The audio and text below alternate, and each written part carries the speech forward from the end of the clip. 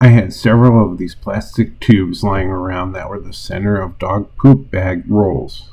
With 2 dogs, we end up with many of these plastic tubes. I wanted to continue to challenge myself and learn the model railroading hobby. Visually, these tubes look like a good size for HO scale rolling stock load. The main tools I used for this project were a hobby knife, sandpaper, and a rotary tool, tweezers, the chopper 2, glue, paint, and a clear coat.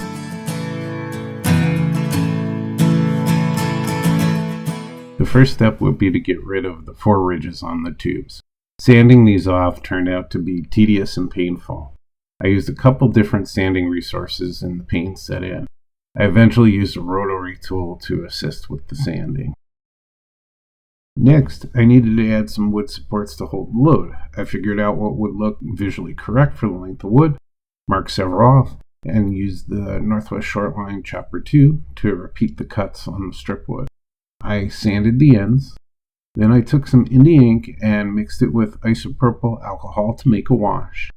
I did a couple of drops from the dropper in the bottle of ink with mostly isopropyl alcohol. I dipped the wood and let it dry.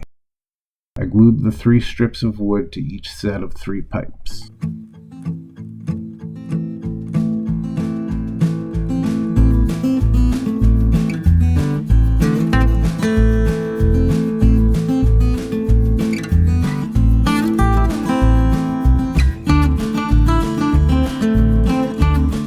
I happened to find a Sioux Line flat car at a local hobby shop very cheap.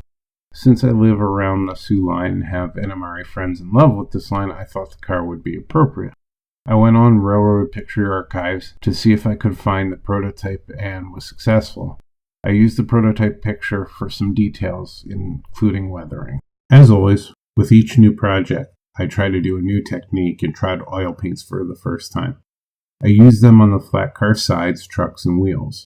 Initially, I forgot to weather the deck before adding the load. I moved on to adding the tie-downs for the loads. I researched different techniques and materials for this and was not having success. I finally settled on some very thin wire. Since the prototype used stake pockets to tie down the loads, I used them with the wire. I drilled a hole for each tie-down, then fed the wire through and bent it upward. I tried different materials to connect the wire and made a mess of it. I tried glue, rubber cement, plastic weld, and liquid tape. Even though the wire was flexible, I did not do a great job tying the load tightly. I concluded that this would be good enough. I weathered the deck with an umber wash from Vallejo to add some more detail, hoping this could apply to the achievement program through the NMRA. Following the prototype picture, I approximated the correct height of the wood stakes and found some strip wood that would fit the stake pockets on this model. I cut the strip wood, stained it, and then glued each one in place. I used some additional wood to sit loosely on the car to simulate a load already being dropped off at a location. I then thought that the tie-downs should go back to the originating location with the car. I wrapped up some of the thin wire and glued it in the pipe.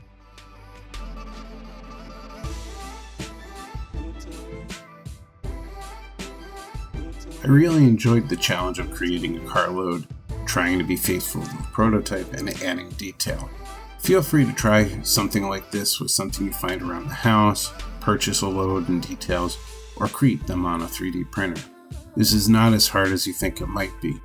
Remember to just jump in and enjoy your hobby.